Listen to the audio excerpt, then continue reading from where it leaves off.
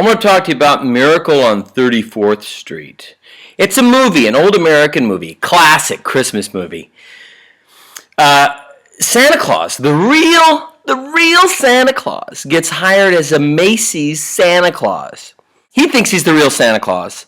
Everybody else thinks he's like the best fake Santa Claus ever. And customers come up, and what the Santa is supposed to do, he's supposed to sell Macy's products, because he's working at Macy's. They gave him a list to try to push stuff, to try to lead kids towards asking for presents that they've got. But instead, he acts like the real Santa Claus. We've got a fire truck here that's pretty good, but you know, Gimbels has a better deal.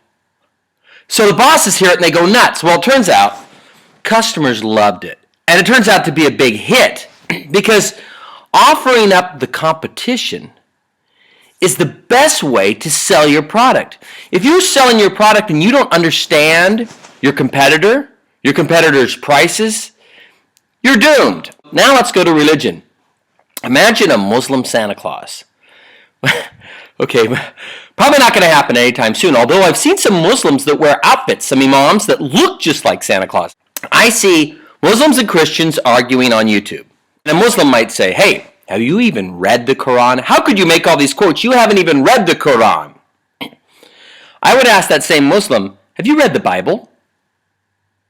How many people, if you're a Christian or a Muslim, and if you're a Christian and you've said, hey, have you even read the Bible? Have you actually read the Quran? And if you're a Muslim and you say, hey, have you actually read the Quran? If you say that, have you actually read the Bible? Have you?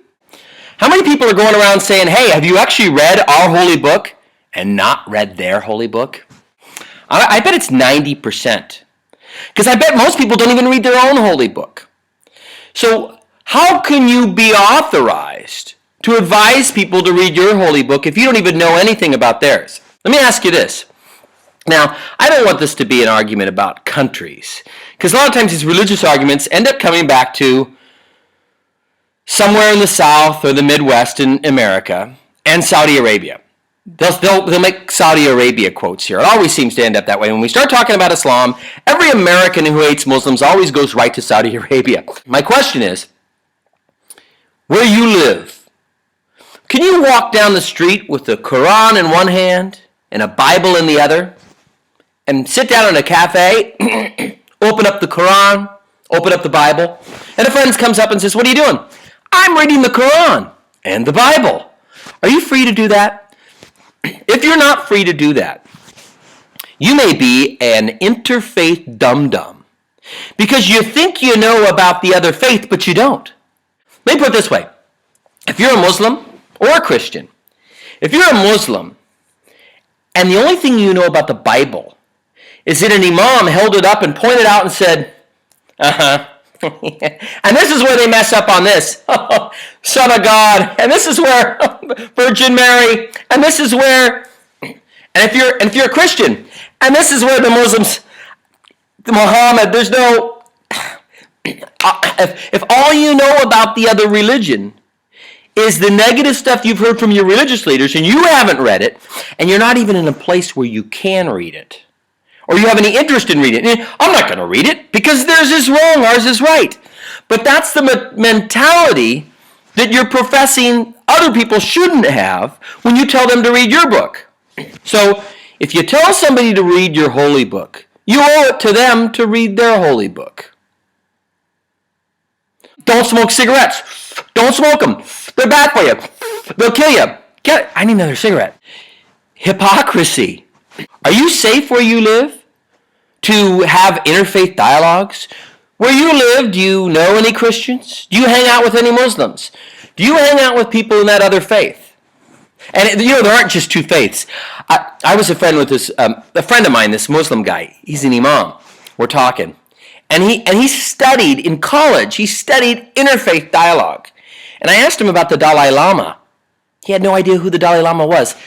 This guy's an interfaith expert, and he doesn't even know anything about any other religions other than Baha'i, Judaism, Christianity, and Islam. If you're going to be an expert in religion, shouldn't you know all the major religions? I think so. And again, if you're in a place where not only have you not read the other people's book, but you're not safe to read it. And you have no desire to even know anything. All you know is what you've been taught by your experts about how it's wrong. Then you're the same dum-dum when it comes to interfaith dialogue that they are. And that I am. I'm an interfaith dum-dum. I know very little about both books. I'm basing what I do on people, on what I know about humans. Anyway, let me know what you think. Macys Gimbels Muslim, Christian, Jew. We got them all here. We got a sampler platter. Come on in. Want to try a little Islam over here? See what you think. Hey, Christianity right over here on the right. Enjoy. If you have any questions, I'm right here.